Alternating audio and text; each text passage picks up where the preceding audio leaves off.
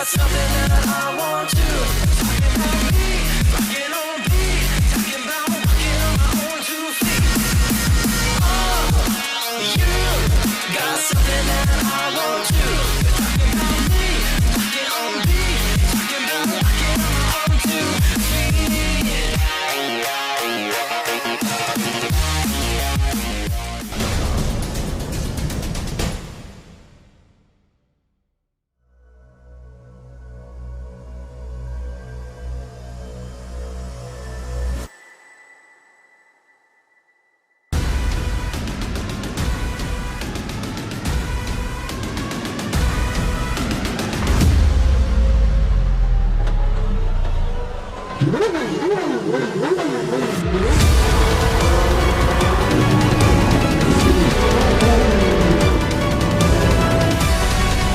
Between the two of them, the inside of Coates, Barker gets too heavily involved, and that's Whitehead and Coates.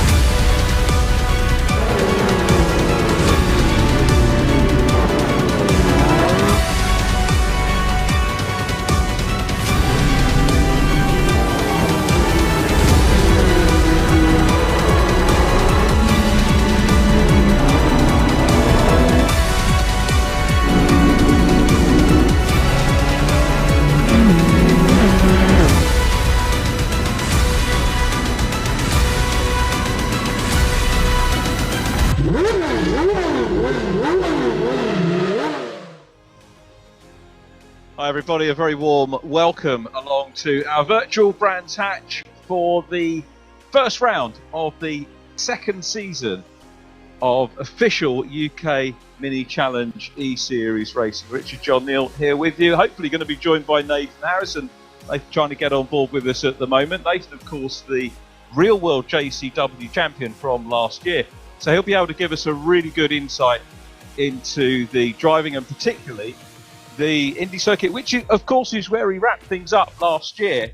Great to be back with you. I think when we put the dates together, we didn't quite realise that we were going to be in full lockdown again. So whilst the lockdown is a pain, this is going to be an antidote for you for the next few weeks as we see who is going to emerge as our first 2021 champion. Brands Hatch Indy circuit, one of the great configurations that we have in the UK. Just under 1.2 miles long, just under 2 kilometres long. And for me, very much a track that I was brought up with. First visit there in 1976 for me.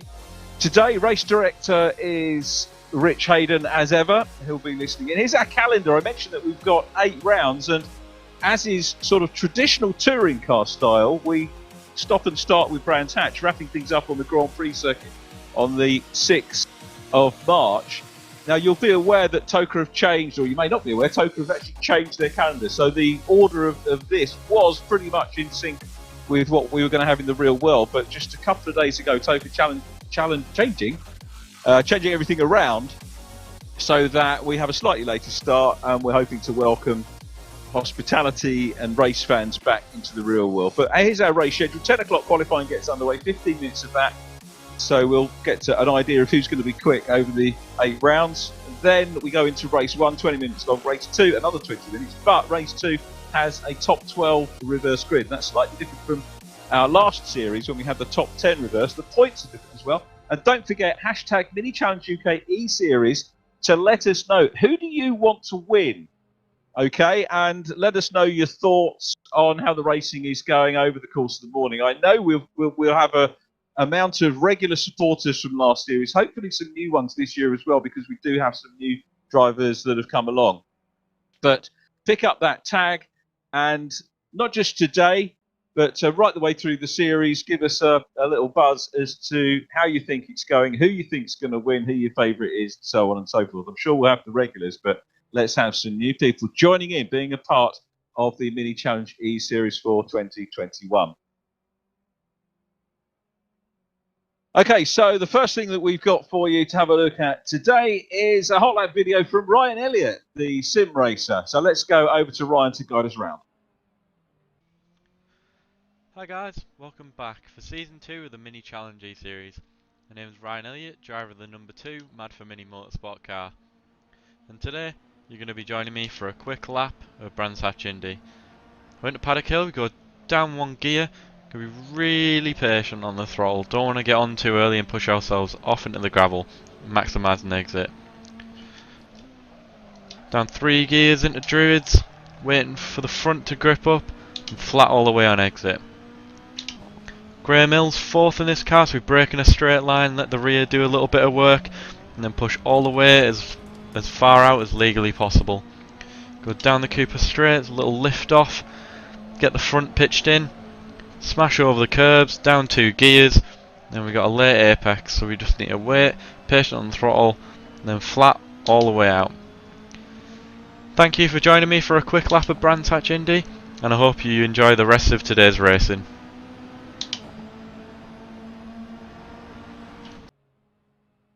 Fantastic hot lap from Ryan Elliott. He was really quick round here in the last series that we had. I over-egged the pudding a little bit in terms of what Ryan was doing, but he was a fantastic defensive driver, and this is really where we started to tap into his potential, not only as a quick attacking driver, but the reputation that he earned last year as a very, very, very good defensive driver, and that stood him in very, very good stead last year. He was hardly ever off the podium, so whether that's going to be the case this year or not, I don't know. All of the top drivers, if you've watched the preview chat that I had with Dave Marshall, the overall reigning champion, and Max Coates, the real world reigning champion, they think things are going to change quite big time because we've got new drivers coming in and several other drivers upping their game from last year as well. So whether Ryan is going to be able to make the podium each time or very nearly each time over the course of the coming year, of course, remains to be seen. As we said, qualifying kicks off at 10 o'clock. Let's have a look at some of the drivers that we've got in the mix. Luke Kidsley, race winner last year, is back with us in car number 8. Ryan Elliott, that's the car that you're looking out for, the guy that's just given us the hot lap. Robbie Stapleford, a new name, is Robbie, and we'll talk more about him as we go through. Josh Hislop is back, the 23, the Kinetic Motorsport car. And Max Edmondson, he'll be a new name, and that's a great livery on that car as well, as ever the livery from Primex 71 Max Coates. Alfie Glennie is with us as well, another real world driver who impressed us all on the circuits last year. Dan Zelos, touring car development driver, and of course front runner in the JCW Mini Challenge for real. Ethan Hamilton, another touring car driver, back with us as well. Liam Lambert, he was so quick in the Coopers at the last couple of rounds. We've got Jack Davidson as well, back with us. Mike Epps being tipped for good things. He was second quickest in practice this morning. Josh Stanton back with us as well, the Accelerate Motorsport machine. And Max Bird, multiple winner in JCWs this year, and very quick last year as well in the eSeries. As was Rob Butler. Great to see Rob back as well. Isaac Smith in the Riggs Esports Racing Team 123 car. Josh Martin, who we did an interview with off-piste, as it were, last year, is with us too. In terms of the sim drivers, Dave Marshall, the reigning champion, now running in the 10/10 livery in the 66 machine. Jordan Brennan, the Liquid Moly car, back with us too in car number 98, Riggs Esports. Then Jack McIntyre, the silent assassin, in the 37 car with the number 14 newcomer, Andy Dorman, the Eden Garage Motorsports car. 97, Tom O'Farrell, Holiday Homes Isla, is back with us as well. And the number 6, Craig Timmins, in the Mad 4 Mini Motorsport car. Great to see Craig back in the championship too. 35, Simon Reed, the Ox 4 racing machine. And Damien Hall, Barbadian driver back, the Apex Fever car. 44, Matt Richards was quick on occasion last year as well. Jack Noller in the 36 machine, another newcomer to the championship, is going to be quick. And Kenny Press in the High Road Motorsport Treble 8 car back with us as well. So a superb lineup. Well done to all of those guys for getting their entries together and joining the lineup for our first 2021. I say first because there's a chance we might have a winter series again at the end of the season. And not something we can worry about now because all the work has very much gone into what you're seeing on screen this morning here on the virtual Brands Hatch circuit. I'm going to give a little shout out here because sadly on New Year's Day you might know that we lost the voice of Brands Hatch, Brian Jones, who was a superb commentator, a lovely gentleman, such an inspiration and joy to everybody who knew him.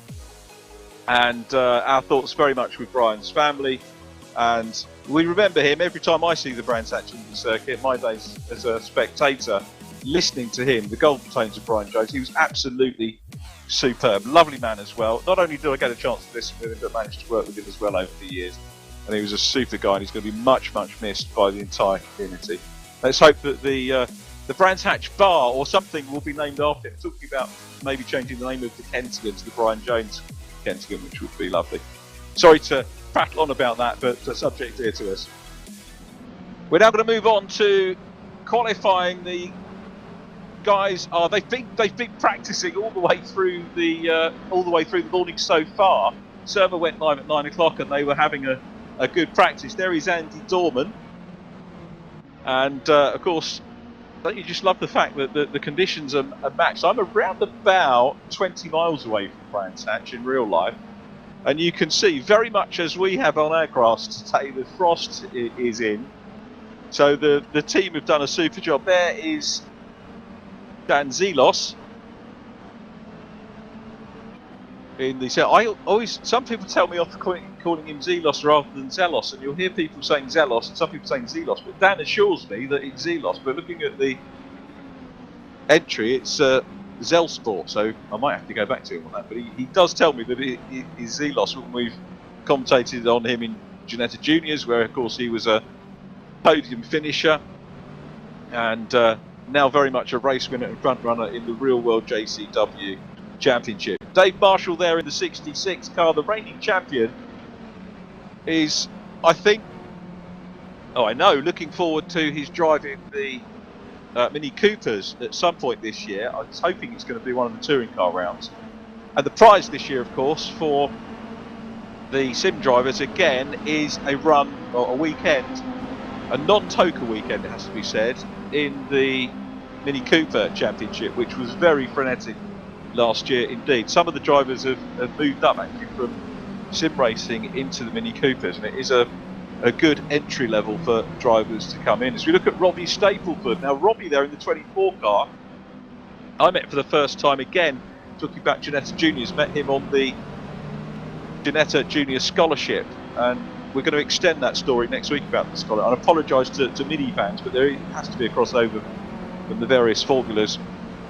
There'll be a crossover again with the scholarship next week, which I'll talk to you about when we wrap up the programme later on. But Robbie I met there, great young lad, and it's going to be his exciting young talent. As there is Jordan Brennan in the Riggs Esports Race Team 98 Liquid Money sponsored car, very quick last year, and has wrapped up e-racing championships now, so he's going to be right at the front and hassling everybody for points. Dave Marshall quickest at the moment, as you can see, from Dan Zelos. Jordan Brennan is third from Jack McIntyre. Robbie Stapleford fifth. They've got time to just sort themselves out. 11 minutes 42 on the clock, so early doors at the moment. Race wise, of course, we'll be looking at 12th place once the first race gets underway, just to see who is going to be on pole position for race 2. Isaac Smith in the 1-2-3 car. Out of the newcomers, just have a quick look at how people are doing, and Isaac Smith goes up to 7th place. So at the moment it's Marshall and Zelos on the front row. Jordan Brennan and Jack McIntyre is next up.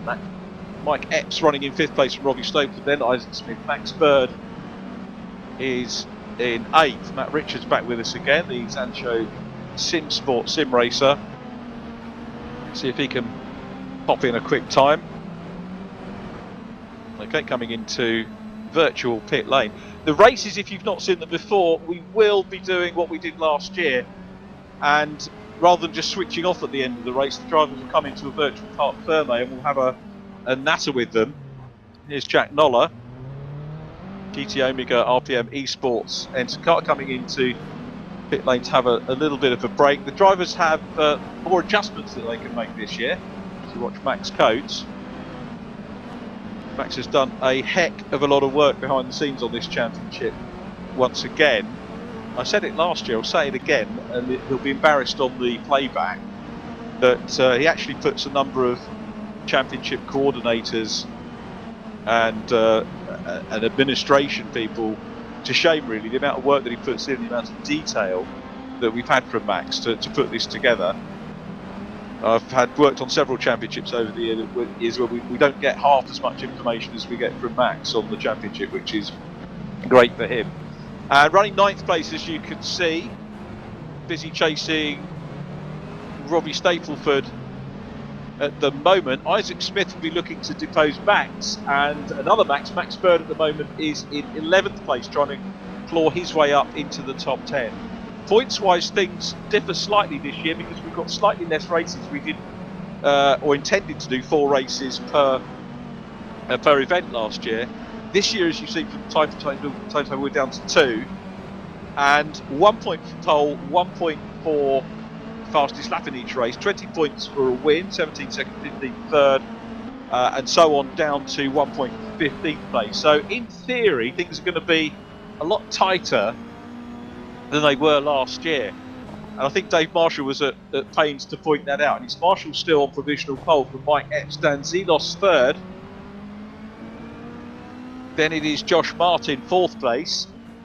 Josh just being tipped down the order now because Isaac Smith goes into P3, Dan Zelos 4th, Josh Martin 5th, Jordan Brennan, Jack McIntyre, Robbie Butler, Robbie Stapleford 9th, Max Coates top 10, the two Maxes together, Coates in 3rd, 10th and 11th, Josh Hislop in 12th place, and of course all the drivers will be busily putting, when they're not practicing on the sims, which they do an awful lot I have to say, will be trying to work out what they can be doing in terms of getting budgets together for this year. That's another bonus for me. I think of the poker season being put back a little bit, is that it does give the drivers a little bit of an extra chance to put together some budget. We saw a late start to last year's Real World campaign and pretty healthy on the whole. There is Mike Epps. Mike, a driver who of course has bags of experience in terms of tin top racing and also with single seaters and GTs, so multi-experienced, a very, very handy driver coach. Always good to chat to him about the drivers that he's working with at Richardson Racing. He was the first to tell me about some of Richardson Racing's charges moving up the ladder for this year. 7 minutes remaining and Epps goes on to pole. Mike Epps is provisional pole now. Not messing about for sure. Dave Marshall is in P2. So it's Epps from Marshall, Max Coates up into 3rd. Max said it was going to be very, very close indeed. Just look how close those times are at the moment. Dan Zelos 5th, ahead of him is Isaac Smith. 6th, Josh Martin. Jack McIntyre 7th. Jordan Brennan 8th from Robbie Butler and Robbie Stapleford. Max Bird 11th. Matt Richards 12th. He's climbing up the order. Josh Hislop next. Jack McIntyre.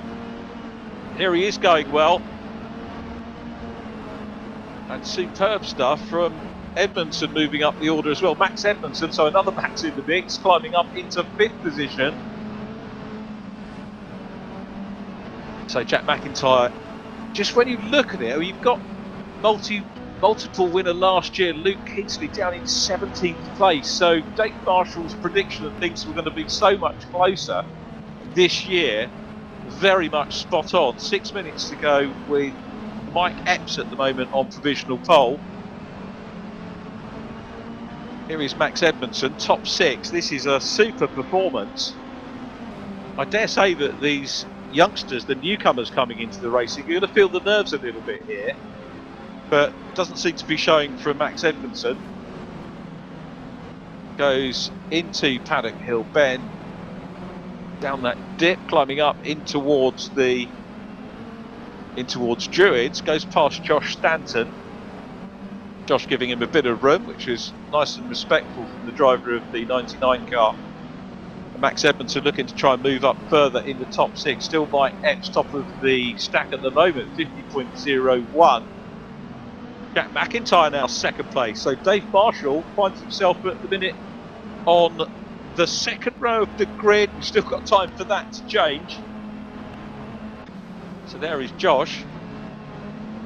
As you can see, we've got a virtual audience, which is lovely to see as well. Can't wait to get back to having the race fans on track.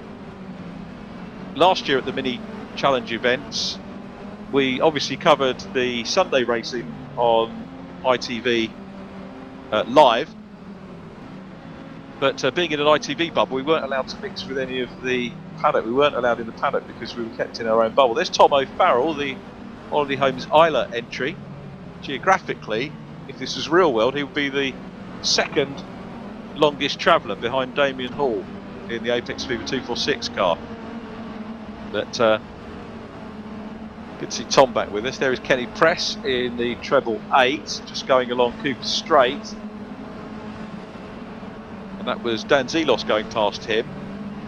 Next, still quickest from Jack McIntyre, Dave Marshall. Max Coates fourth. Max has upped his equipment, he said, over the winter, and was hoping to, of course he had the prize of the new rig, the real world drivers, and Max now relegated to 5th because Robbie Stapleford goes into 4th place. So row 2 now, Dave Marshall, Robbie Stapleford. As we look at Damien Hall, the Death in Paradise man, the policeman from Barbados, superb guy. If you haven't had a chance to watch the interview we did with him on YouTube promoting this series, or the last series that we had, it's very well worth a look. A very laid back character. We'd love to get him over here to race at some point. It'd be great for the fans to meet him. And Damien improves his time, 23rd at the moment, just ahead of Josh Stanton and Kenny Press. 2 places ahead of him, Liam Lambert in the number 5 car, one of the Lux Motorsport entries.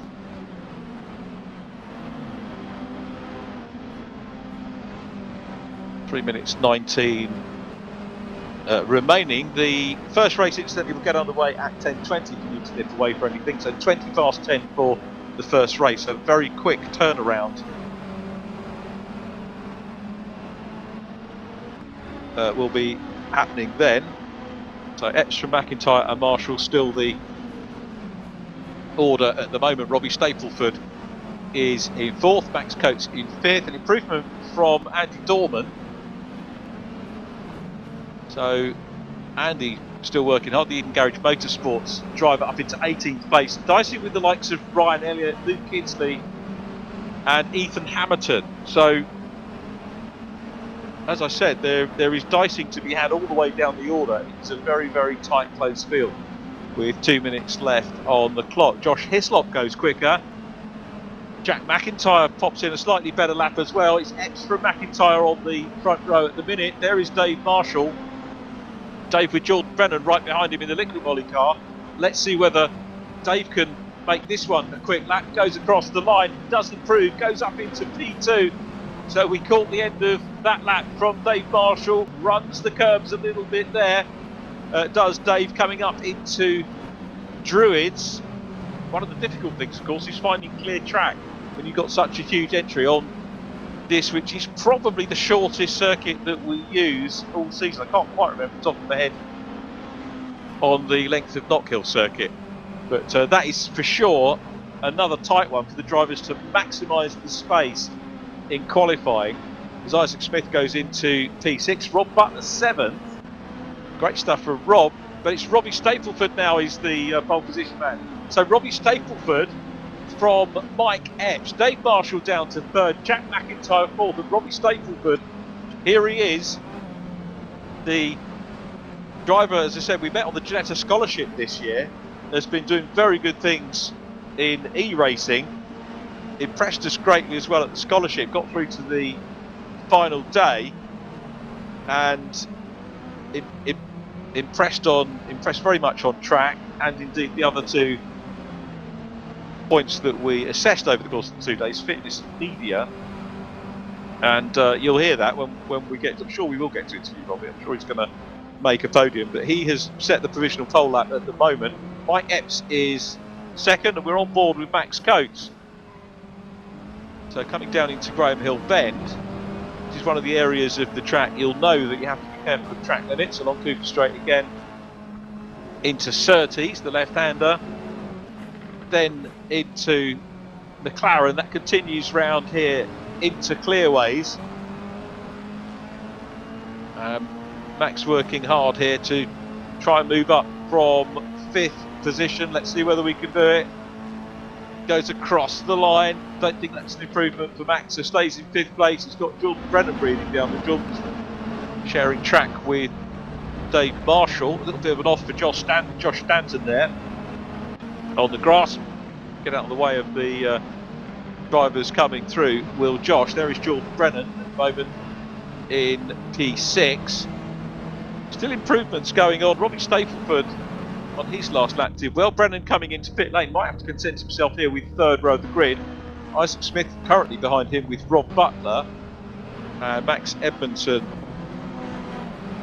is next up.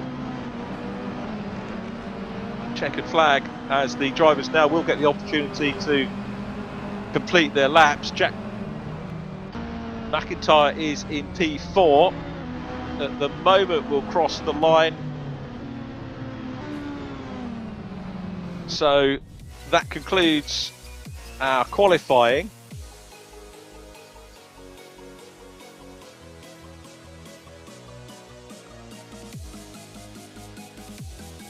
And we should be able to, once the drivers have settled themselves down, have a natter with maybe the top 3 from qualifying. Pole man, we're going to do the pole man, okay. So we're going to have a word with our pole man who nipped in at the very last minute, which was Mike Epps. First of all, though, Nathan Harrison, welcome along. Good to see you, mate. Hello, mate. How are you? You all good? Yeah, very good, thank you. Welcome along. Glad that you're on with us. We're going to have a quick chat with Mike Epps, and then we'll have a natter about how the race is going to pan out. But we'll go down into our virtual paddock. And Mike Epps, Mike, are you there? Congratulations on pole position. You are now the championship leader. Hello, mate. How are you? How was your Chris? Yeah, very good, thanks. Congratulations on pole. Tell us about that, because it was toing and froing, wasn't it, over the course of the session? Yeah, it was. It's a really tricky car to get right, even in real life. So, I mean, on this, it's so delicate to line, throttle, brake, everything. So, I can't believe I stitched that up on the last lap. Actually, I'm amazed I managed to sew a lap together. I had a really good banker to start with, and spent about 5 or 6 laps trying to get back down to that. And then I just got all my marks just right on the last lap. And luckily, yeah, the clock was in my favour. So, yeah, really happy to take it. But now's the real challenge. I know how quick these boys are in the race. I know how easy it is to follow as well. So it's going to be a bit of a racecraft orientated session, I think. How bothered are you about who's near you on the grid when you're qualifying, or are you just focused on your own lap? I'm not particularly bothered. I know that Robbie is my main contender probably for this, given his pace and the fact we're in the same separate championship, if you like, class within the two. So he's probably the main man, but I've got Dave as a teammate who's, behind those two, so he can attack and I can hold him up. Yeah, I think it's going to be an interesting little boxing match, this one. So hopefully there's no unnecessary contact or no problems my side with the sim, because there's always a few technical mishaps for some people, and we'll see how it goes. Okay, well, best of luck for the race, and I'm sure we'll catch up with you on the podium at some point. Mike Epps, championship leader, gets a point for qualifying on pole position, so the championship leader. Good luck for the race, mate. Cheers, mate. Good to chat to you. Good to chat to you as well. Somebody said in the week that he sounds just like Trevor Nelson. I'll let you guys. You can put the hashtag on it and let us know whether that's the case. But for sure, he sounds great over the air, and hopefully one day we'll get the chance to have a natter with him in the on the ITV comms. I know we've sort of spoken about the chance, because of his vast experience and knowledge of right the way across the, as I said in the qualifying, of sports cars, single seaters and tin tops, and a great talker is Mike. So we'll see how the race goes as well. Nathan, thoughts going into this first race for you? I'm really looking forward to it. I was saying last night, I've got itchy feet. I wish I was out there actually racing myself.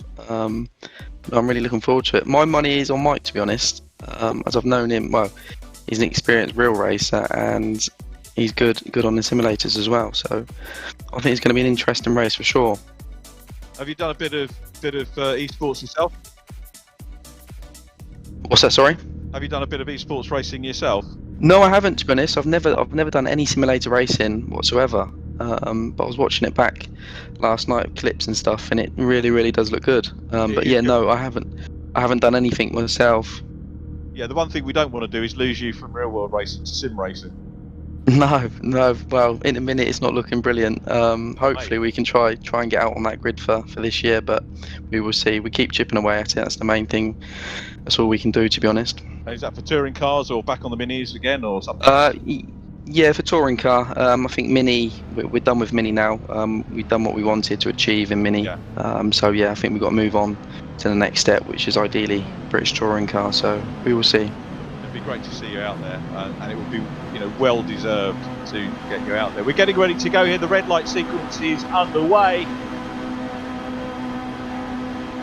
They're keeping them waiting, and Andy Ringland, the clerk of the course, was certainly messing around with it. It's a great start by Mike Epps from pole position, gets away well and down into Paddock Hill Bend for the first time. The cars make a super sight here.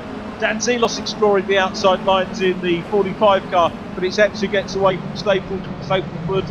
Jack McIntyre is in third place. Now that's been usurped by Dave Marshall, with McIntyre fourth, Max Coates fifth, Jordan Brennan as they go up into Surtees for the first time. Frenetic start, isn't it? And what does the look feel like compared to what you're used to, Nathan? Well, it looks just like the real thing. It's extremely close, which real mini racing is. On the first couple of laps, it's so close, and it's one of them you just can't afford to make a mistake, because not one car will come past before you know it'll be 4 or 5 cars coming up your inside. Look at them all going down the straight. They're all literally right behind each other, which is like the real thing. Yeah, a little bit of a challenge going on at Paddock Hill Bend here on lap 2, but Epps got away well, made the most of that. Good start from Mike Epps. Wouldn't expect anything else from him. The youngster Robbie Stapleford in P2, Dave Marshall in third, and well, when I was looking at the times in the practice session this morning, I was thinking nothing's changed. When we did this last time out, Marshall was ran away with the championship virtually, and I thought here he is on top of the stack again, but he's got some work to do. I know that he wants to add the sim racer crown again, because he'll get a non-TOCA weekend in the Mini Coopers to add to his TOCA weekend, which he's hoping to take this year. The reason he didn't take the prize this year was he was looking to try and get extra budget together to try and do more than one round, and that was a great thing to do and a good reward for mini racing. That Coates coming under pressure, so it looks like your tip at the moment, Mike Epps, is looking pretty good. And particularly if Dave Marshall gets in a little bit of argy there, Stapleford gets involved, drops back into 4th place. How did you see that, Nathan? One of them, I think. Definitely was up the inside, but yeah, there was a bit of contact, which in fairness this is helping Mike out a lot to get away, but like I said at the start, I think my money is on Mike. If he can keep it consistent every single lap and just chip away at it, I think he's going to be in for the win, unless he makes a mistake.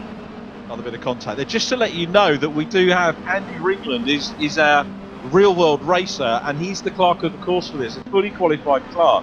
If you want to watch back any of last year's programmes where we did 4 races, we had a little mini lunch break, we had interviews with drivers. Andy is going to be, and I'll tell you what, he was a very busy man after each round, and I think he's going to be busy again after today. You can't go and see him, but he will look at every incident if it affects the point. Well, he'll look at every incident whether it's relating to points or not. So a big thanks to Andy for doing that, and for his insight, which is worth looking at. Simon Reed in the mix there in the 35 car. Still Mike Epps is out front from Dave Marshall in P2. Now, is Dave Marshall going to do what we dubbed Jack McIntyre, who's in 3rd place, the silent assassin last year, because he was the one that kept creeping up on everybody and coming in sort of last knockings and taking the spoils and taking some extra points. Simon Reed there. This is Dan Zelos looking back, having a look down the inside. It's Max Edmondson, very neatly done by Max there. A little bit across the grass. He's going to run wide, and maybe that would have ended a little bit worse in the real world, maybe.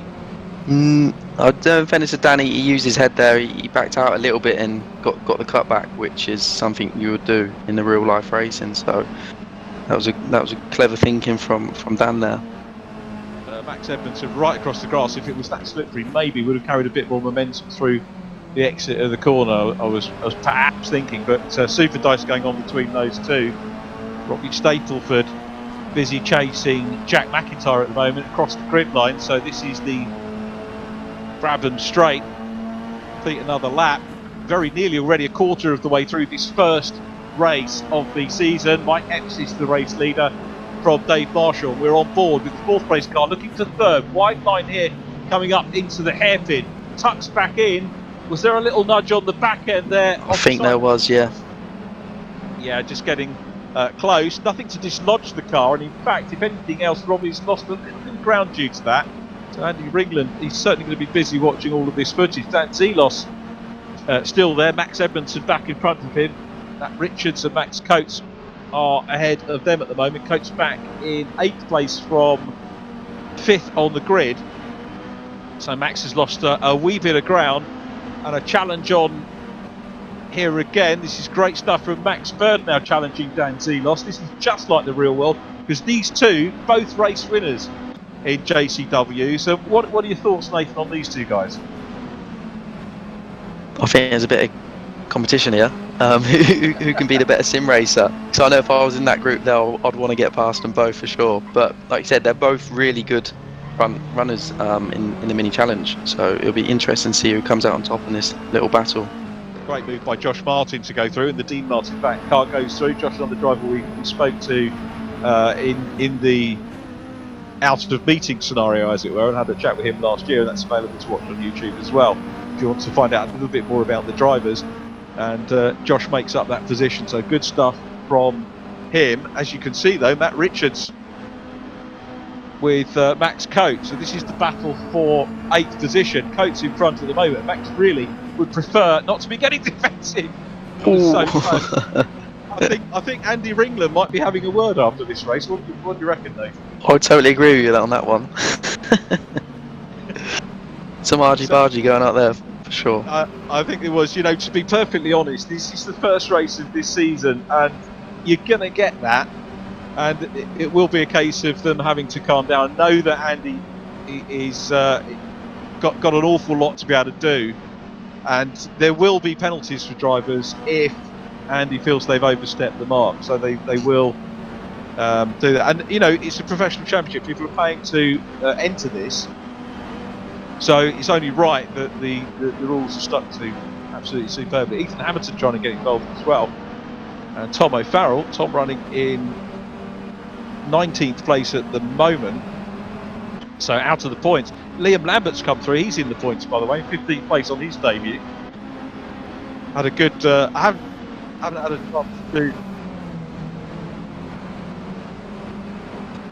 Right, we're being told here, just getting a word from Mike race control, that tyres might become an issue as the race goes on. We've got 12 minutes still left on the clock, and what a move from Dave Marshall going through. Marshall takes the lead from Mike Epps, and we really have now got a race on our hands, Nathan Harrison.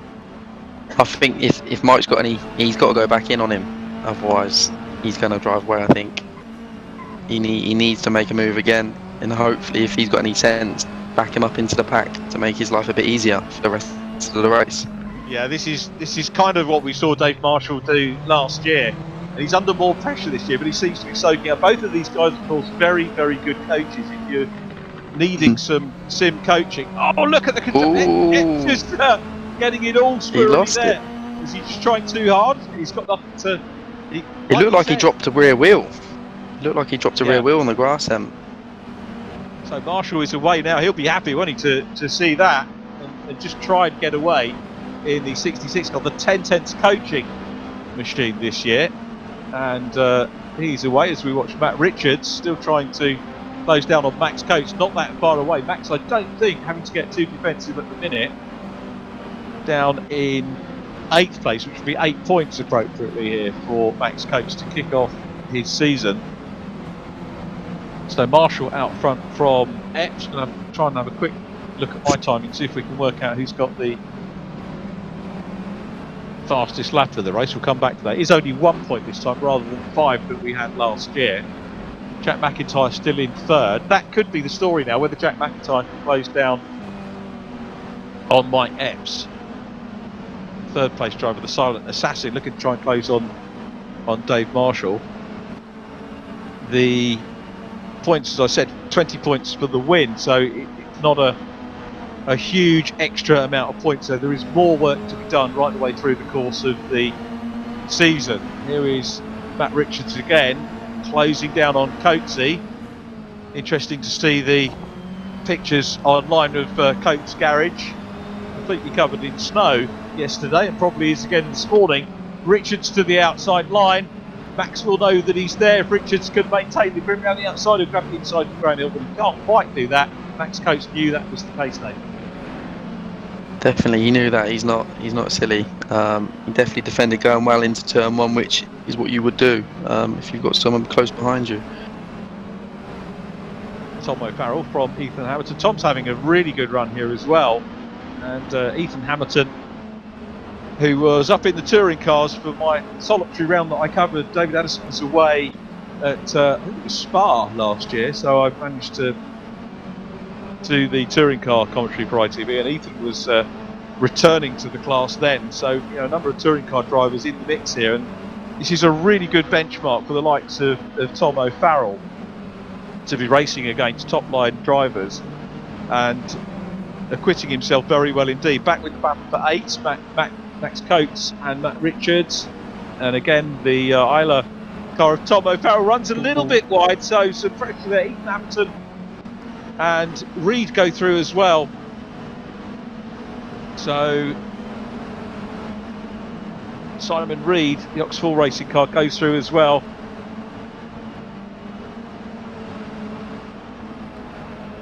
Jack McIntyre, we called him the silent assassin, he's actually gone ahead of Mike Epps now. So is it the tyres, as our producer Mike Yow was saying, causing a problem for him, and he's coming under pressure from Robbie Stapleford. So Robbie Stapleford now is having a look, and this is all about trying to get onto the podium. So Stapleford closing in, super shot, isn't it, of watching the driver behind closing in, coming down into Graham Hill Bend. Stapleford has got Jordan Brennan right with him as well.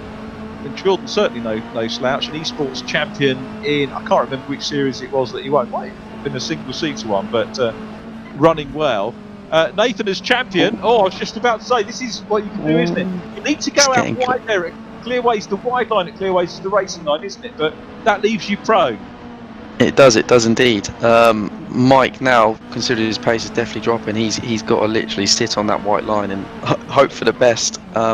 Like I said, if he's got any idea, he just needs to back him up into the pack to make his life easier. But I think this is going to be very difficult with 8 minutes to go. I'm going to ask you for a prediction. Is Robbie Stapleford going to get past? If so, where? I reckon so. I think he's going to keep just putting pressure onto Mike, and hopefully, well, he will make Mike make a mistake. But then Mike's very wise to that. He's probably been in this position before. So yeah, I don't really know which one to predict on this one. We'll wait and see. Mike a little bit more circumspect as they go into Clearways on that time through Clark Curve, coming onto the Bradford Straight once again. So we're on board with the third place car completing the podium at the moment. There's Robert Stapleford, Jordan Brennan trying to close in as well. If they engage in battle, Brennan should be able to close in and edge towards another JCW eSeries podium. Rob Butler running well in 6. Rob, always a front runner.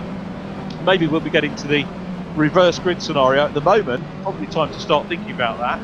With just under 7 minutes on the clock. The provisional pole for race 2 is going to be Josh Martin with Dan Zelos alongside. And the drivers looking to try and get onto reverse grid pole, Max Bird and Andy Dorman. So whatever happens, we're going to have a thrilling and exciting grid for the second race of the day. Staples are too busy chasing hard in that 4th place. The one thing you can see from this, Nathan, it's hard work, isn't it? It is. It's looking that way. Definitely looking that way. But like I said, I really would love to be out there right now. Not going to lie. We'll see what the guys can do about maybe getting you on the grid later in the campaign. We did have maybe test drivers coming in later on. That's not putting pressure on anybody at all, is it? No, not at all. It'd be good to have you on the grid, mate. As Max Bird here Matt Richards on the outside line of Max Coates. He's all over the back of him, isn't he? Max Edmondson in the mix as well. And Coates, like Mike Epps, under huge pressure here. That was track limits there, though. He is. I think they Definitely, wave- 100%. I think they're all track limits there. Yeah, I think they waive it here, to be perfectly honest. I seem to remember last year there was a regulation saying that they were going to waive it, but if anyone did it, excessively, then it would be reined in. But otherwise, quite difficult to police, to be perfectly honest. Just having a look down towards the other positions outside the top 20. Damien Hall 23rd, behind Jack Noller and Kenny Press 21st. Kenny just behind Tom O'Farrell, who we've had a little bit of coverage for. And then it is Simon Reed, Josh Stanton, Luke Kidsley. They're having some issues. And Alfie Glennie at the back as well. Normally expect Alfie to be further up. Big front runner Alfie Glennie in the Fiesta Junior Championship, which VRRC is a championship that I covered for quite a few seasons. And Alfie was very quick in that, and also in the Coopers this year too. So we'll catch up with them a little bit later on as we go back with Matt Richards in the 44. And again, now 4th position, Robbie Stapleford. Mike Epps at the moment won't be moved, Nathan. He's hanging on. He is hanging on. Definitely, he's hanging on. There's not much in it at all. Mike's just like keep it on the track, not make a mistake, and I think he should be okay. Dave Marshall is 2.4 seconds clear of Jack Macker at the moment. So the silent assassin in 2nd position, but Marshall, what a cool race from him to start in 4th position on the grid and come through into the race lead. Matt Richards under a bit of pressure as well. They're all certainly diving on that extra little bit of circuit there. Definitely track limits there. Former queue outside Andy Ringland's office.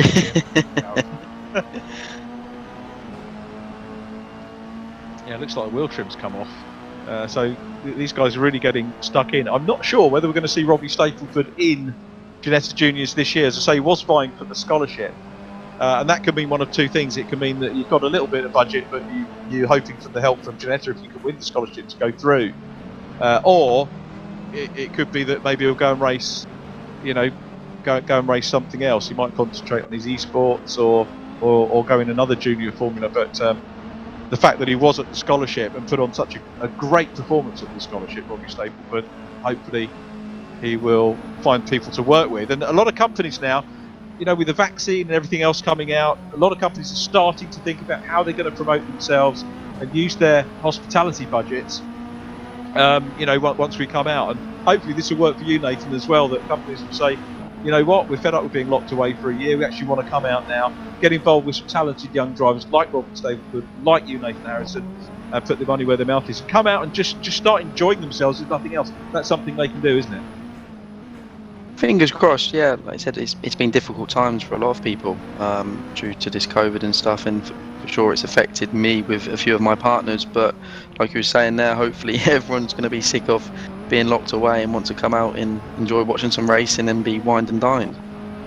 Yeah, and I'll tell you what, there's actually nothing better. I mean, just putting the commercial value aside, but for most people, going into touring cars is about, could be about the coverage. We're live on ITV4.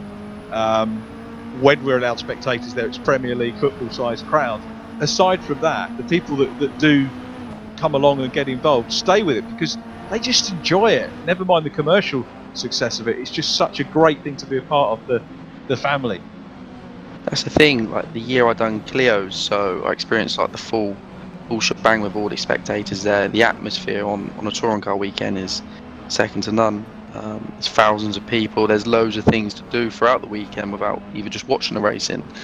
And for the commercial side, it is a great platform with the ITV coverage, and it really is the best platform to be on in the UK, I believe. Yeah, without a doubt. Now Josh Hislop here challenging Liam Lambert. Liam was late entry into the Cooper class and very quick, ex-Superstocks driver. And I haven't, again, because we were in a bubble, I wasn't able to actually get into the paddock and talk to him, but we swapped some notes on social media. And believe it or not, I used to watch his dad race at Superstocks about 25 years ago, or maybe more than that. So knew the name, knew the number, because that's the number that his dad Gary raced in. So there's sort of things that stick with you. And again, that's part of motor racing, isn't it? We've got a minute left on the clock, so we're going to move from the Liam Lambert battle. He is 16th, so he's dropped out of that last point.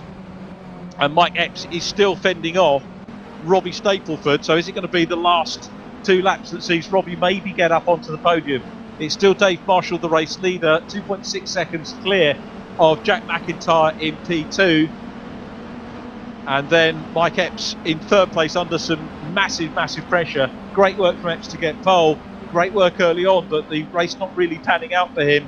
So it's Marshall still out front. McIntyre 2nd. Mike Epps is in 3rd place. As we look, there is Mike going into Planet Hill Bend. 25 seconds left on the clock. Now, is Dave Marshall going to get another lap on this one, or is this going to be the last lap? So this is the, thanks Mike, penultimate lap of the race. So he's going to go on to his final lap. Dave Marshall is going to continue where he left off. Robbie Stapleford maybe going a little bit too far there. Extremely wide. Yeah, extremely. Not close enough, is he now, to Mike? Mike should hold on to 3rd, do you think? No, yeah, Mike's definitely got this. Hopefully not the curse of the commentator, no. Hopefully not. Hopefully not, though. So Dave Marshall's on to the last lap, and the reigning champion is going to... He hasn't started exactly as he would want to, didn't get pole position. That's how competitive things are. Little change further back, and that's Rob Butler going up into 5th place. Passes Jordan Brennan. Great move by Rob Butler. I know Rob will want to be up on the podium where he was last year, but so too will Jordan Brennan for that matter in the Victory Molly Riggs car going down into Graham Hill Bend. So that is for 5th place. They're chasing Robbie Stapleford, who in turn is chasing Mike Epps, gamely holding on to 3rd position. And Jack McIntyre still in P2. But it's Dave Marshall who's going to take the win. The 10/10ths car, the reigning champion, is going to do it again. And he had to work hard for this one, but he made it look easy once he got in front. Dave Marshall takes the checkered flag here at Brands Hatch in the opening round of the 2021 official mini challenge eSeries. Marshall wins, Jack McIntyre 2nd, Mike Epps, great drive, fending off Robbie Stapleford for 3rd, completes our podium. I think we'll do the podium 3-2-1 so that we get our winner as the last interview of the 3. Whilst that was going on, I forgot to have a look and see how things were going top 12. It's Max Edmondson who starts on pole for race 2 with Josh Martin in 11th place. So thoughts on that one, Nathan? I enjoyed that. Of fairness to Marshall, he drove a good race. He just kept it consistent and just maintained that lead and just didn't do anything stupid. So well deserved win there. And Mike Epps drove a good race under pressure the whole race, near enough. And he didn't make a mistake at the end, so he kept his 3rd place. Let's go for the driver interviews, and we'll have a word with the man who started on pole but wound up in 3rd place after a determined drive, as described by Nathan Harrison there. Mike Epps, well done on 3rd. Talk us through your race. Yeah, cheers, mate. I made 2 fairly grave mistakes during that race. Both of them involved using too much track on the entry and dipping a wheel on the grass. So these minis are a bit wider than the Clios that I raced in 2018, eh? Yeah, definitely. Thoughts for the second one? So you're going to be in the mix, around about midway through the... actually, no, you're going to be near the back, aren't you? So, 9th place. Yeah, not too bad. At least it gives me a head start in this race to try and scrap some points back from that. Really annoying. I would have, to be honest, I would have pushed Dave to the end and just done a 1-2, but I went round the outside of a back marker, I think Alpha Eugenie, into 30s. It just put me so far offline that I just ended up running wide into clearways, and that was me gone for like 3 seconds that lap. So yeah, less mistakes this time, just a nice steady drive through and see if I can haul some points back. Okay, well, good luck for the race, and you never know, we might be able to talk to you on the podium again for race 2. So that's our 3rd place driver, Mike Epps. Thanks, Mike, for talking to us. And the silent assassin, he was pretty quiet during that one. We didn't see a huge amount of him, but great to welcome him back to the podium. Jack McIntyre. Jack, well done. Talk us through your race. Cheers. Yeah, it was good. It was a tough qualifying. It's still close. So to kind of pip Dave into 3rd in quali was good. He got past me on the first lap, and I'd kind of at that point settled for third or fourth. But as Mike said, he made a mistake. I mean, I've been racing a bit with Mike in some of the other VRRC championships. I don't think I've seen him make a single mistake. So thanks for doing it. When it matters for me at least, Mike. But no, that was a good race. Kind of deja vu from last year with Dave ahead, but I think I've closed the gap. It took me 4 or 5 rounds last year to really close the gap and to get on his tail, and I think it's the start of the season now, so it should be a good one. How many other championships do you do concurrently with this? Not too many, so just the other VRC championships mainly, so the Champion of Champions every Tuesday, and then kind of dabbling in the odd special event on the other sims, but this is kind of my main focus for now. And if you win this, would it be a one-off, or would you go for the budget to become a real-world driver sort of full-time? Well, the dream is to do it full-time, so yeah, if I win, I would hopefully use this as kind of a springboard. So yeah, that's the dream. Nice one, Jack McIntyre. Well done. Great to see you back on the podium, second position in our opening race of the year. And of course, our winner, a sense of deja vu here, Dave Marshall. Congratulations on the win. Get in there, Richard. Get in. Well done, fella. You're after the non-toker round to add to your toker round in the minis. Yeah, something like that. Yeah, just a bit disappointed in quali. Was over a 10th up and was going to, provisionally go pole. And then just, caught up another car up and couldn't get through. So, unfortunately, that was the end of my quali. Didn't have enough fuel to last the final 2 laps to try and pip anything. And Jack, in usual fashion, just pipped us in the quali on the very last lap. But I knew I had to be reasonably aggressive at the start because I feel like we've got fairly good pace, especially on reasonably warm tyres, and then we can just look after them a bit as we get into the race. But yeah, it's a big shame not to finish a 1-2. Mike's an incredible driver, and he was looking really strong there. So it's a shame to try and go around a back marker, and then because of that, then drop a wheel. But yeah, looking forward to race 2, and we'll see what this reverse grid brings.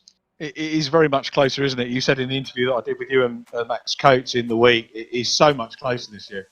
Yeah, I knew it was going to be incredibly close. You drop probably a 10th and a half, and it's the difference between sort of 2nd and 10th place.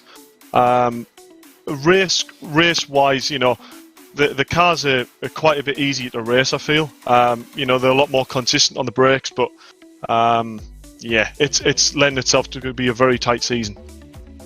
Well, I'll let you go and get ready, grab a water or something before race 2. Well done on the win, and good luck. Joel, actually, one last question. What's your prediction for where are you going to finish in race 2? Top 5 is the aim. Top 5 is the aim. Oh, or ahead of Jack Mack, should I say. Dave, good luck, mate. Thanks for this. Well done, mate. Speak short. So that's our first race. We're looking forward to race 2, which is going to get underway at 10:50. So, very little time to get cracking. It is a short, sharp programme. So, as you can see, the cars are already on the grid and getting ready. Lights on. And again, Andy Ringler making away a reasonably long time. Pole position, Max Edmondson with Josh Martin alongside as they go down into Paddock Hill Bend. The second row, Dan Seelos and Matt Richards. So we've got some quality drivers up at the sharp end of things. There is the race 1 winner. Dave Marshall looking to try and make up a few places on the opening lap. Yeah, Edmondson makes a good start. Dan Seelos in the mix as well, trying to come through. But Max Edmondson, a good opportunity, as in the Real World Championship here, for a driver who might not otherwise get the focus to just be seen at the front of the grid and have that pressure of being at the front. And Nathan, can you remember the first time, you've been at the front a lot, but can you remember the first time that you get to the front? What's that pressure like? I can remember my first reverse pole. Don't get me wrong, I was very, very, very nervous. But then again, it builds that confidence for you. So it is a good thing to see these reverse grid races because it gives the other people an opportunity to be at the front and experience the pressure of being up there. So yeah, for me, it gave me that confidence to carry on and think, actually, I can do this. And it built so much confidence for me as an actual driver. Max Coates dicing it out with Mike Epps. That's a good perspective to have. And again, this is like what Max Edmondson here is going to be learning from this experience as the other runners. Dave Marshall, incidentally, already up into 8th place from 12th on the grid. Wants top 5, wants to be ahead of Jack Mack, and he is at the moment because Jack Mack is down in 12th place. So McIntyre again, don't write him off being in 12th place because he's the silent assassin who'll work his way through. There is Dave Marshall, busy chasing Jordan Brennan at the moment. The Nicky Molly Riggs car immediately in front of him, and some cracking dicing going on between the pair of them. Josh Martin, briefly we were on board with his P2, and it's Max Edmondson, the leader. Matt Richards in third place from Dan Zelos, and Coates in the mix here, and through on the inside line goes Mike Epps. Great move by Mike Epps. Great to have that overhead shot. We've even got a simulated drone. Unfortunately, the commentator is still droning. That's me. I'm a real drone as opposed to a simulated one at the moment. But Epps looking good here, up into 5th place. He's made a lot of progress in these opening laps, which is good to see. Yeah, Epps is doing extremely well. This is where you make most of your places, is the first couple of laps. So if you can be on it straight away, it just makes your race so much easier towards the end. Jordan Brennan and Robbie Stapleford. Stapleford in the orange and black car was on the outside line, has got the position. So Stapleford into 8th place. He's going to be trying to track Dave Marshall. He's got a couple of lengths or so more than that to try and close up at the moment. Ryan Elliott coming into the mix as well in 10th position. So Ryan there in the 0-2 car getting stuck in. Very, very strong argy-bargy there with Rob Butler as well. Rob had a good move, remember, late doors in that first race. Wide run for Jack Mack, very wide, drops him down to 15th place. And side by side, that was the incident with Elliott that caused that. Again, more shenanigans going on there, and Jack Mack involved in that. But Dave Marshall now 7th, chasing this man, Max Coates. So let's see whether Dave Marshall can close down on Max Coates, get himself into that top 5. It is still Max Edmondson out front in the number 4 car, the Riggs Esports Racing team. Real world driver, and Max running well. Ryan Elliott back in 11th place, Max Bird behind him. Then Ethan Hamilton. Ethan looking a little bit stronger in this one, so maybe betting himself back into esports racing. I'm not sure what other championships he's been working on. Alfie Glennie making a bit of progress this time. He's up into 25th place, so good to see Alfie making some moves up the order as well. On the inside line goes Matt Richards, and this is a super move by Matt Richards, and let's see whether he can make it through. Is he going to hang on to it? Great overhead shot here. So Josh Martin still trying to hang on to that as well, but Martin relegated to 3rd place. He will fight back, but Matt Richards up into P2 and will start the hunt now, unless he has to go defensive again. It's one thing getting past. At what point, Nathan, do you start thinking, actually, yeah, I don't need to defend? Are you looking in your mirrors to see how much clear air you've got? Yeah, you always look to see how much clear air you've got. For me, every time I make a move, I'll just cover that next corner just to be sure. And after that, you're near enough covered then. But this has definitely helped Zelos out. He's on him now. Yeah, Dan Zelos looking to try and get onto the podium. Mike Epps is 5th, Max Coates 6th. Then Dave Marshall with Robbie Stapleford, Jordan Brennan in 9th. Rob Butler wraps up the top 10 at the moment from Ryan Elliott. And look at that battle there. Max Coates still very much involved in things as Dave Marshall goes wide into Paddock Hill. Ben Stapleford through on the inside line, and again there was more contact there and off into the barrier. Massive hit. Coates. And that was Max Coates, or was it? No, Jordan Brennan dropping down the order. Jordan Brennan right the way down, and he's going to be out of the race. And well, Andy Ringland is going to be busy certainly after this to have a look at everything going on. And particularly when you've got championship contenders or expected championship contenders like Jordan Brennan getting involved there. But we're looking at Robbie Stapleford, 6th place at the moment. Dave Marshall right behind him. Stapleford has managed to get in front of the championship leader. It's still Max Edmondson out front at the moment with 6 laps completed. We're into the second quarter of this race. Edmondson, Nathan's driven really well, hasn't he, off the front? Made the most of that opportunity. He has. He literally has. He just kept his nose clean and just kept it consistent. And that's the main thing with these minis racing, is just keeping it consistent every single lap and just staying out of trouble. And hopefully you're there for the end of the race, which 9 times out of 10 it works out in mini racing. So Dave Marshall busy challenging Robbie at the moment. A little bit of contact, starts to drop back a little bit, but he'll be back on it. He knows that every single point this year is going to count. Not that it didn't last year, but the points are that much tighter this year. Max Coates still busy working hard as well. There is Max Bird in the number 10. Must admit, I was getting confused with the 44s earlier. I think Max normally we're used to seeing him in the 44 normally 44, machine. yeah. He is, yeah. And that threw me a little bit earlier on. But Max will be familiar with the livery. Double winner at Knock Hill this year. That was a day for him, wasn't it? Yeah, it was. Yeah, he drove well that weekend. For me, Knock Hill was an absolute disaster. I think ultimately it was for Max because he third race he did, yeah. Wound up in hospital, and He did, it's one of the. I know everybody loves the coverage, and but we miss a lot by not seeing the Saturday races, don't we? Frequently, because very often the viewers come in and it's a reverse grid race, and we kind of we try and get the whole story across in the commentary. But very often viewers can miss out on what's happened early doors. You can do. Sometimes for me, the Saturday racing seems. Sometimes we have better races on the Saturday than we do the Sunday. But yeah, the Saturday racing was, especially at Knock Hill, was good. But then again, the Sunday race was really good with the reverse grid, and Knock Hill being such a tight circuit. There was some good moves and some good coverage on that Sunday's race.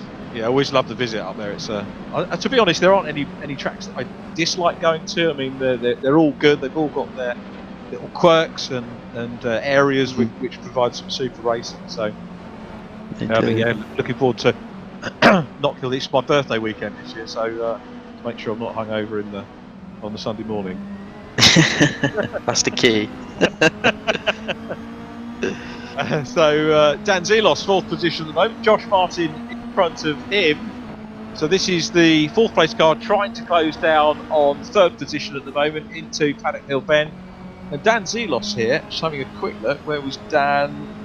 He's going to be scoring some decent points as he does in the Real World Championship, and bangs in a win here and there, and then gets some consistent points along the way as well. I think Dan was one of the drivers not to have a DNF this year. He was, yeah. Last year Dan was consistent, and I think he was the only one, I think, within the top 5 or 6 in the championship, but didn't actually have a DNF. He was just, he was always there, just kept his nose clean all year, and in fairness to him, he done a good job and pipped and on the last race running for 2nd in the championship. So he drove exceptionally well last year. It takes me back to the year before last when we had you were the top point scorer, and you were unusually, it's very, very rare that we get the drop score situation come into a Real World Championship to affect it, but it did, didn't it? You were the top scorer, and Jiggy outdone you, didn't he, on drop scores? Dan Zelos on the inside lane. It's me busy talking about points. We'll come back to that in a minute, but Dan Zelos here up into 3rd position. This is brave stuff around the outside line here. I'll tell you what, Josh Martin read that pretty well.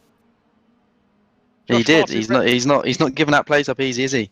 And Epsey's coming up into the mix as well. So no, he's not. Zelos through, and big sideways moment there for Josh Martin. Keep your foot in. Yeah, he'll keep going. Here comes Robbie Stapleford, wants a bit of the action as well now. Nicks down the inside line. Well, fair play to Josh Martin. He was entertaining us royally there, but it's Dan Zelos up to 3rd place. Mike Epps here could be on for another podium. And do you know what? That sort of consistency might afford him championship lead at the end of the day. Exactly that. That's what you need. It's consistent. Just keep bagging them points. Then you'll be there at the end of the year. Josh and Robbie getting stuck in. Dave Marshall needs to be careful here as well. What he doesn't want to do is have a non-finish by getting involved in what could be a potentially volatile scrap here. He'll know that. He'll have a look. He's 2 places shy of his target at the moment. We've got just under, well, just into the 2nd half of this race, and Dave finally makes it past. But Josh Martin, some robust. I know some people don't like the use of the word robust, but there was some robust racing there from Josh. So Robbie Stapleford 5th now. Dave Marshall is in 6th place. It's still Max Edmondson out front from Matt Richards. So Edmondson for Richards, Dan Zelos 3rd, Mike Epps in 4th.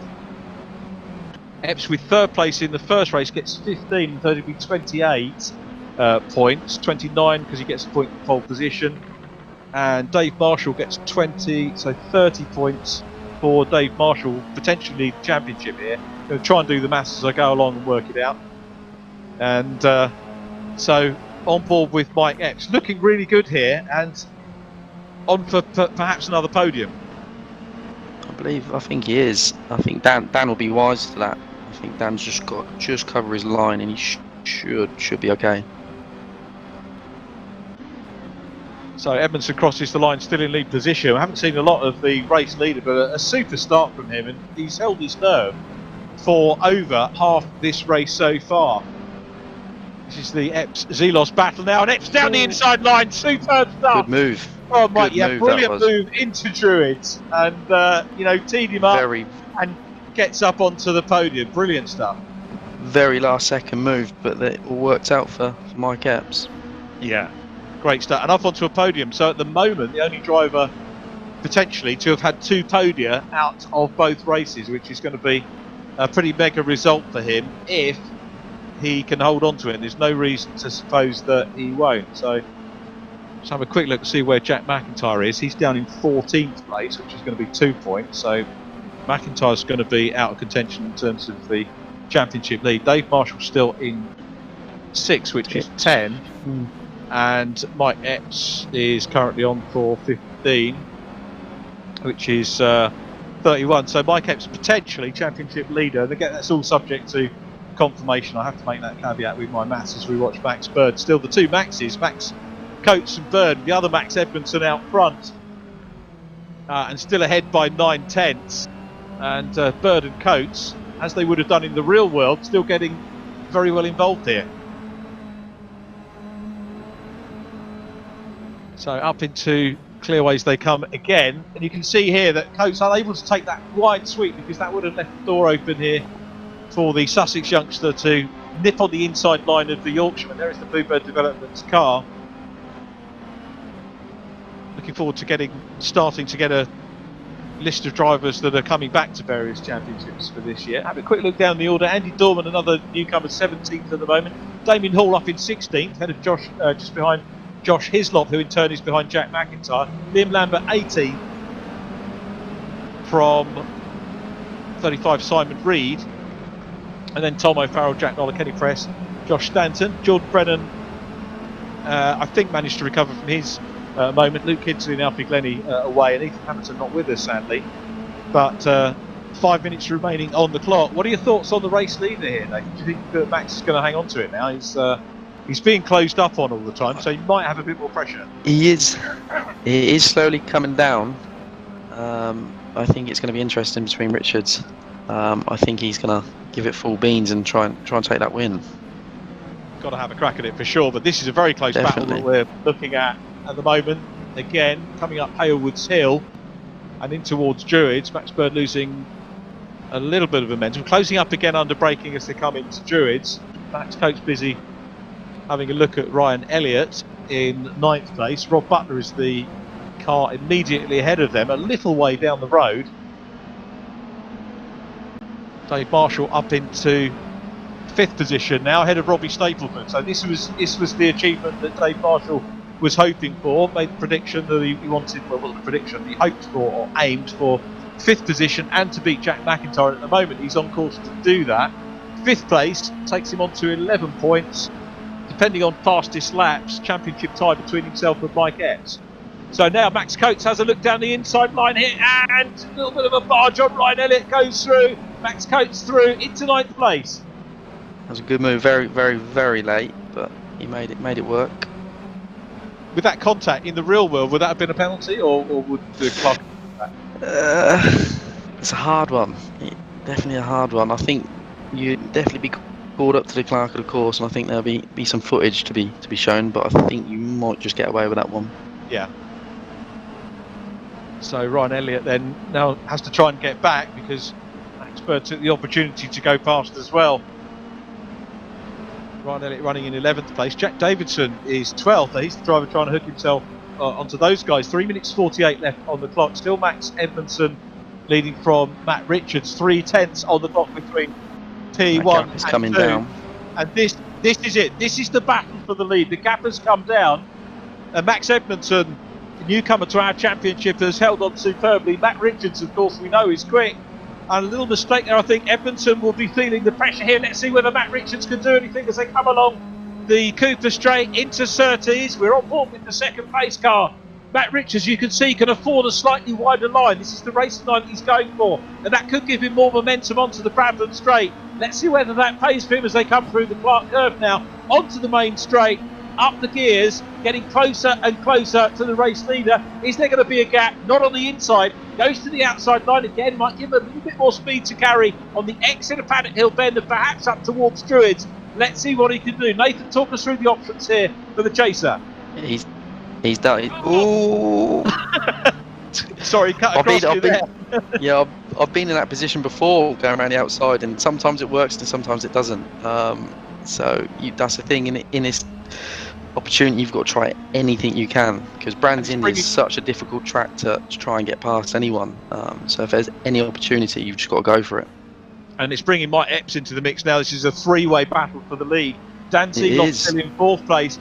Epps is closing up, and the front two will know that Mike Epps is there. We've got 2 minutes on the clock, and what a great way to head towards the end stages of our opening weekend of the season. So we're back with Max Bird, having a look at Max Coates, those two working hard, and that's all for very good championship points. In car with Epps on the right hand side of your screen, and closing in on them, and Matt Richards is going to be under pressure as well now, and that surely is going to take the pressure off Max Edmondson.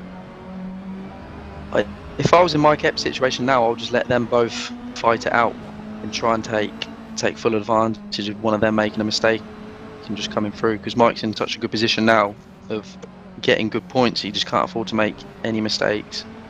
No, it's worth hanging on to those points, isn't it? Because it's going to be neck and neck with Mike Epps, with Dave Marshall at the top of the championship. Marshall will be more concerned about the other sim races in terms of the point. He'll want the overall championship as well, for sure. But a quick look back from Edmondson with the Northcott logo on the car as well, from the Newsham family. So some valued support. And we therefore call this one the Northcott vending machine, I guess. Here we come, though. It is three cars for the lead as they come down into Graham Hill Bend again. 56 seconds left on the clock. Matt Richards relentless in his chase. Mike Epps has caught them up. A little bit of contact on the back end again. Nothing to dishevel the car out front, and it's Edmondson still holding on now, but Epps is up the inside. Epps is coming up the inside for P2. Mike Epps coming up for P2. Let's see whether Epps can go through into the lead as well. He's on the inside line, and now Edmondson is under pressure from Mike Epps. That could give Epps the championship lead potentially as well. He's looking at the back end of Max Edmondson's car, the Liquid Molly and Northcott logos there, but Epps comes through. Not content, but now look at that round the outside. Matt Richards has come back. Richards has come back on the outside line. Epps is down to third. And now look at this. But he goes up the inside line. There's a gap on the inside line. And Epps goes through into the lead. Read that superbly. Epps has got the lead. Edmondson challenging back. 6 seconds left on the clock. And it is still a three-way battle for the lead. But Mike Epps has come through. Dan Zeeloff still in fourth place. Dave Marshall in fifth. And Mike Epps potentially is going to go away with the outright championship lead here, Nathan. And that's what I was saying earlier about Mike. Just sit there, let it all happen, and it did, and he just took full advantage of that, and look where he is. He's leading the race now. Well called, Nathan. That was absolutely great spot from you as we're on board with Dan Zeelos. He's closing in as well on the lead trio. Zeelos can try and get a podium. Yeah, this is what Dan Zeelos is very well capable of doing in real world. Closing up again. This is the last lap. The clock is down. Zeelos working hard to try and get onto the podium, but at the moment it's Mike Epps, the race leader. Talk about doing things the hard way, doing it on a reverse grid race when you get the outright pole in the start of the meeting and wind up in third place after a couple of tiny errors. He's more than made up for that, Epps. Matt Richards, a dogged race in second position, is still there. So coming up through clearways for the last time. Onto Clark Curve and onto the Bradford Straight. Epps is going to take the win, and now we've got coming through Dave Marshall up into P4 on the inside line as Mike Epps takes the checkered flag.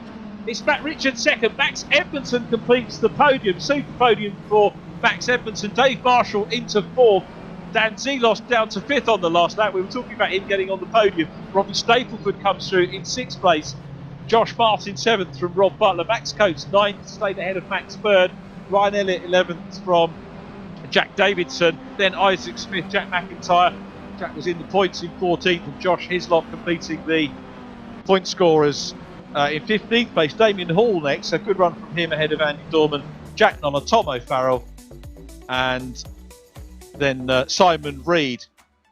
So 2 great races to get us underway here for our 2021 season on the Indy circuit at Brands Hatch. And the drivers are going to be having a little breath, and then we'll go down and have a word with our podium finishers. But Dave I enjoyed Marshall, that one. Yeah, it was superb, wasn't it, Nathan? Yeah, So, that's the thing with these reverse grids. It makes it so much more interesting, spices things up a bit. So you're going to be going out and talking to VRRC about getting us in now. I need to do it. I think I need to sort this out. It'd be nice. It'd be fantastic to have you on the grid. I know there was talk about getting Antwerp Nils last year. Didn't come to anything, but it would be. We want to see you racing for real. That's the priority. We want to see you in the touring cars, because that is so deserved, mate. That you get into touring cars. We want to see that, but equally, it'd be good to see you here for a bit of fun in this championship if we can. I'm going to go down now, and also Nathan, I meant to say last time, if you want to ask any of these guys questions as well, please chip in when we're doing the podium interviews. It's not just we'll do. So we go to 3rd place in that race. The man who started on the reverse grid pole and drove superbly, holding on to the lead for so long, Max Edmondson. Cracking drive, Max. How was your experience? I mean, yeah, I was quite consistent, but obviously the boys behind me overtook me. They were faster than me. So obviously quite consistent, but I just didn't have enough to obviously pull it through to get the win. Have you done much in terms of eSeries racing before? What's your experience? Well, I've done obviously GT4 and stuff with VRRC, but I haven't done much. I only started racing in June, so yeah. That's really good, well done. And what's the connection with Northcott? We saw the Northcott livery on the car and the Nisham family. How does that come about? My mate Jordan sponsored by them, so obviously just helping a friend out, and then obviously Riggs, I'm in their team, and then MKM Durham for obviously the main sponsor. So yeah. It's great to welcome you to the championship and have this chat. Well done on a super drive, holding on to the lead for so long, and 2 real class drivers battling with you at the end there, Mike Epps and Matt Richards. So well done, Max Edmondson. I've no doubt we're going to see you on the podium again a little bit later on in the season. Congratulations. So let's go to our 2nd place driver, and momentarily in the lead and fighting hard, it is Matt Richards. So Matt, that was a tough race, wasn't it, for the Sancho Simsport car? Yeah, a little bit tough. I could tell I was more consistent than Max and a little bit quicker as well. So just spent the race just trying to get up to him as quick as possible. Yeah, it was a bit rough battling. Felt like there was a couple of defensive taps that I wasn't particularly happy with, but at the end of the day, coming away with 2nd in the first round is still a good result. Very frenetic racing out there. Great to see you back, and I guess you're racing in other championships as well to keep yourself sharp. Oh, plenty. Done plenty of championships since then, and picked up a couple of wins elsewhere. So hopefully can bring the pace into here as well. Well done on a great race, relentlessly trying to catch Max Edmondson, and then who'd have thought it was going to be a 3 or 4 car dice at the end. Super race, and a great result for you in the Silverstone Composites livery car. Well done, Matt. Thank you. Well done, Matt. Last but certainly not least, the driver who started the meeting on pole position, 3rd in first race, I think probably championship leader as we head away from the Brands Hatch Indy circuit, Mike Epps. Mike, congratulations, great move to get the lead as well. Yeah, how about that? I'm sweating as much as I would in a normal. That's the key point, isn't it? This is sim racing, but it is that close, isn't it? That the concentration, the physical effort is going to get towards parity with that. Yeah, it's somewhat harder in some ways. Obviously, there's no G-force on the neck or the arms and all that stuff, so there's a whole load of forces you don't deal with your core. But every time you press that brake pedal, there's no G-force to offset it either. So you're just slamming your back into the seat, and after a while, it's it's not easy. It's quite hard, and especially with you have to have the force feedback probably higher than the actual forces in a real racing car, or most of them, to feel everything that's going on. That's the issue with some of the quality of certain sims, and yeah, it's sweaty work. But no, that was good. I wish I could convert pole to a win instead of. That's the thing. Question for you, Mike. Where did that pace come from? Because it seems that race you had so much more pace compared to race 1. I think average pace was probably better, but just no mistakes. I was, consciously leaving half a foot extra room on the outside into Graham Hill, as it seems like the grass is invisible there. You run close to the curb, but you just nip the grass and she's gone. You get a little warning on the left that sort of says a tyre's slipped, and then bang, she's round, and you lose so much speed. It just scrubs off all the speed. You have to go down an extra gear, and that's it. In racing that's this close, that's enough to send you back 3 or 4 positions. So no, it was good. Definitely racecraft came into play. I think Max defended a lap a bit too early at the end, and that just brought them into me and gave me the opportunity to strike. And there was a gap as wide as my car to go inside of Matt, and once you're there, you're there.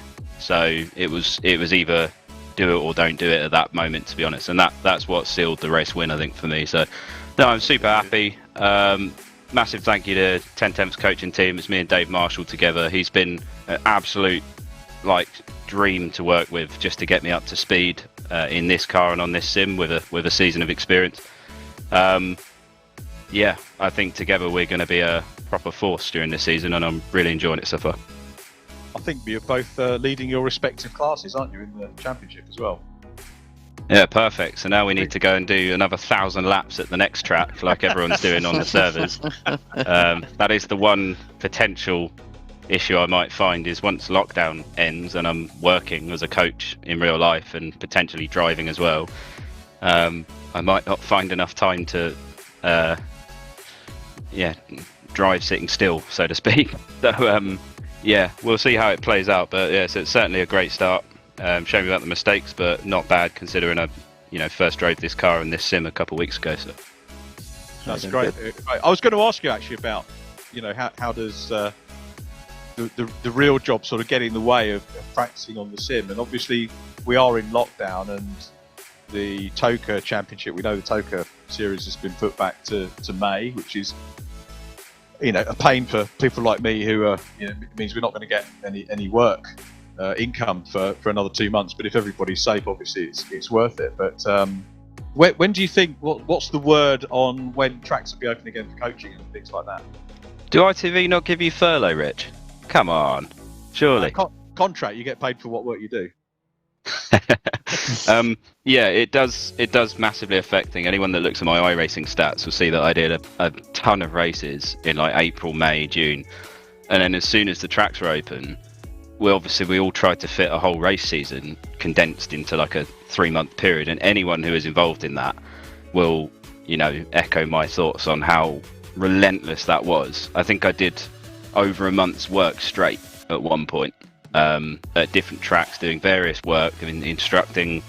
I work on a lot of the driving experience side of things in terms of stuff with BMW and a few other brands, just to fill in. And obviously I'm coaching 2 or 3 drivers each year in their respective championships. So, that involves a lot of away from the circuit work as well, with analysis and data and video. And then you have to mix that in with your own career and your own prospects.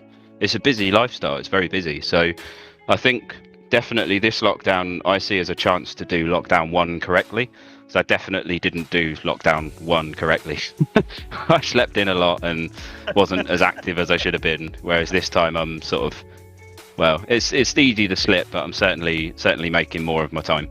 And obviously now we know the full picture. That the idea is, the reason Dave Marshall's got you involved is so that you can score loads of points at the start, and then when we get back out on track for track days, you're a little bit rusty, and he'll sneak up on you and grab the overall championship. Is that the plan? I guess so. Yeah, I guess that could be an inside motive from Dave. Who knows? But I really have to say, I couldn't stress it enough. I really like working with him, and actually, when he gets out in a real car, I'm going to make every effort to be there on those days and see if I can help him back in return. Really, so I think it'd be a really nice partnership. That's pretty good of you, Mike. And well done, mate. Super day today. Well done. And to all of the drivers that have been out and raced and paid to enter, because it's a pay to enter championship. So, Rich Hayden, are you there? Just a quick one, Nathan. Can you ask your brother? I need another one of those Buffett car wash things, please, mate. Is that all right? Perfect car wash. I'll sort it out for you. No worries. Yeah, thank you, mate. Thank you.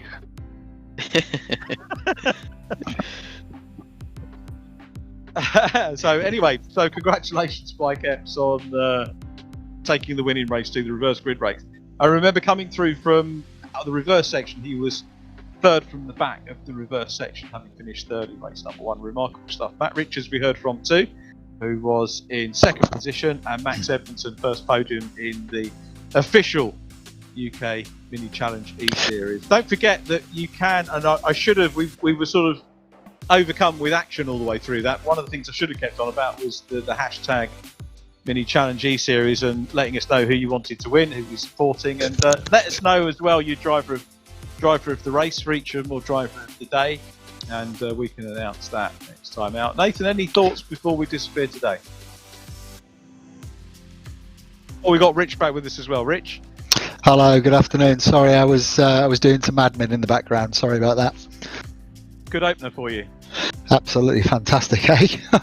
Wow, what a couple of races. So close, and if we thought that it was going to be a repeat of season 1, it's absolutely not, right? It's so close. I think it's more cut and thrust, knowing that we've only got 2 races. I would quite happily now commentate on another quali session, another 2 races as we did last time, but it's added that, it's made it sharper, hasn't it? Yes, absolutely. Yeah. It was. I mean, we looked at the format after season 1, and we obviously took feedback from everybody that competed and people that were watching as well. And what we wanted to do was make it punchy and make it frantic and frenetic. And then for sure, that's definitely happened today. I agree on that, definitely. Well, brilliant stuff from you, Rich, and Mike Yao in support. Really appreciate everything that you guys have done to put things together, and Max, of course, Max Coach. I'm sure there are other people that I've missed out that get involved, but super to be involved with, and a great job. Well done. And Nathan, thanks for joining me, and hopefully we'll maybe get you either. Rich is the guy you need to talk to now about getting you on track as a guest driver or in the championship, or I'd be more than happy to get you back co-comming with us again. Yeah, no, definitely. It's been a pleasure. I really enjoyed it. It's been good. Some good close racing. For me, who was your driver of the day? I think I would have to go with Mike Epps. Yeah, I agree with you on that one. Definitely, just that race too. Yeah, I kind of hate going with the guy that's won and everything else, but coming through from the third position from the back, pole position, set his stall out early, had a couple of errors, could have let his head go down, but he's fine. Same for you.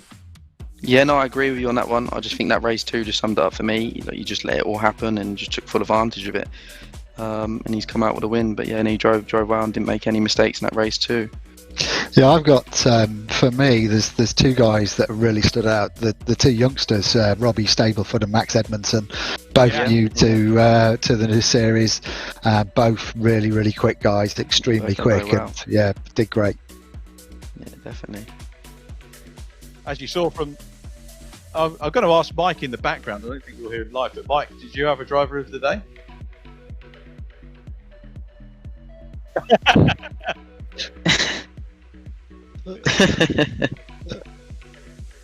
Yeah, Mike was basically saying two folks to call, and Mike was our director today, and actually doing in television speak, doing about 3 or 4 different people's roles, which he does superbly well, because he's spotting what's going on and talking to Nathan and myself, and cutting from car to car to try and pick up on the action.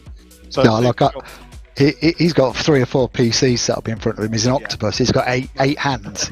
Amazing job. Incredible job. So he does a great job. Yeah, we're looking forward to Donington Park, and Nathan, brilliant to have you here. We're going to change. We've got a different commentator, I think, for different rounds. And next weekend at Donington, we've got a youngster by the name of Maurice Henry, who everyone's going to go, who's Maurice Henry? But you'll hear more about him if you haven't read about him in the press already, who won the Genetta Scholarship up at Brighton just before Christmas.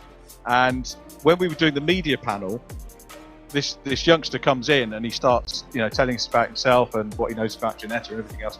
And one of the things that he said he does is esports commentary. So I said, well, whether you win or not today, scholarship, and he did win, as it turned out. But whether you win or not, it would be great to see if we can get you involved in the commentary for the official UK Mini Challenge eSeries, if that's okay with everybody on the championship. And he jumped at the chance. So we're gonna have Maurice Henry joining us next week, which is great. So we go from real world JCW Mini champion Nathan Edwards to Janetta scholarship winner, and great to have that crossover. And Maurice may well look at JCWs after Janetta's. He may continue up the Janetta ladder. He might do what Charlie Robertson did, as he won the Janetta Juniors and then went away to Single Seats, came back to. You just never know where a driver's going to go. But really looking forward to working with Maurice next weekend.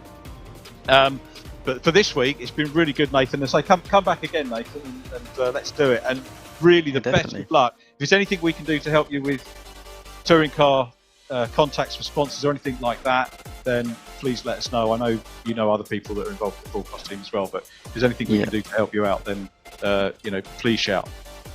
Yeah, no, I appreciate it, Richard. Thank you very much. It's been a pleasure. So thanks to Nathan Harrison and everybody involved in our opening round of the 2021 official UK Mini Challenge E-Series. We'll be back again, same time next week, another 2 races for you at Donington Park. So from me, Nathan, Rich Hayden, Mike Yow, and all of the team, stay safe, keep your distance from everybody, keep it virtual, keep it real, keep it virtual reality racing club, and we'll see you next week. Bye now. Goodbye.